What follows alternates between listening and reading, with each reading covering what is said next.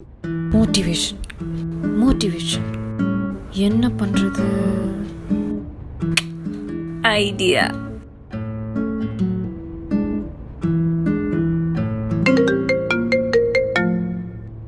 Hello Arjun, ஆஃபீஸில் புது project கொடுத்துருக்காங்க.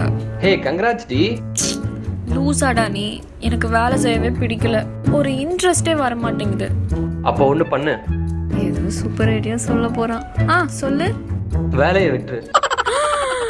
டேய், வேலையை விட்டா எப்படிடா காசு சம்பாதிப்பேன்? இதுதான் சரியான சான்ஸ், சொல்லிட வேண்டியதுதான். டார்லிங், என் பர்த்டே ட்ரீட் வச்சா?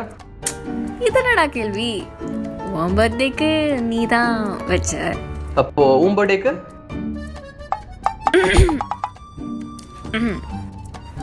நீ தான் அதுவும் பண்ண. அதே தான். பர்த்டேஸ்க்கு நான் தான் செலவு பண்ணணும், சர்ப்ரைஸ் கிஃப்ட்ஸும் நான் தான் பண்ணணும், ஆனிவர்சரிக்கும் நான் தான் பிளான் பண்ணணும்.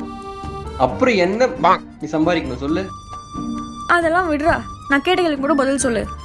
அதே தான் நான் சொன்னேனே, வேலையை விட்டுரு, அப்படியே ஜாலியாக நானே உன்னை பார்த்துக்கிறேன்.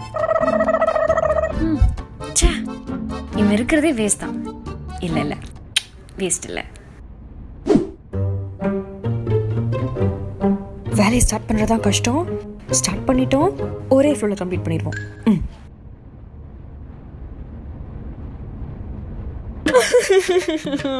வேலையை ஸ்டார்ட் பண்ணுறதாண்டா கஷ்டமாக இருக்கு.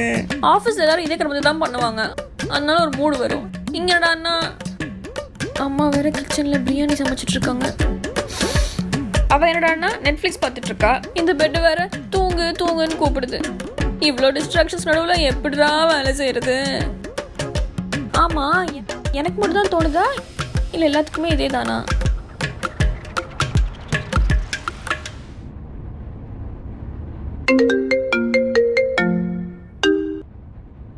ஹலோ ஹலோ ப்ரோ, என்ன பண்ணிட்டு இருக்கீங்க? என்ன பண்ணுறேண்ணா? உட்காந்து பாண்டியன் ஷூஸ் பார்த்துட்டு இருக்கேன். ஐயா, அதேவா பார்த்துட்டு இருக்கீங்க? சர்னிதா, ஐயோ சீரியஸ்? எவ்வளோ வேலை இருக்கு? எவனா உட்காந்து சீரியல் பார்ப்பேனா? நடிக்காதீங்க ப்ரோ, நீங்கள் பார்த்தாலும் பார்ப்பீங்க. சரி சொல்லுங்க, என்ன பண்ணிட்டு இருக்கீங்க? அது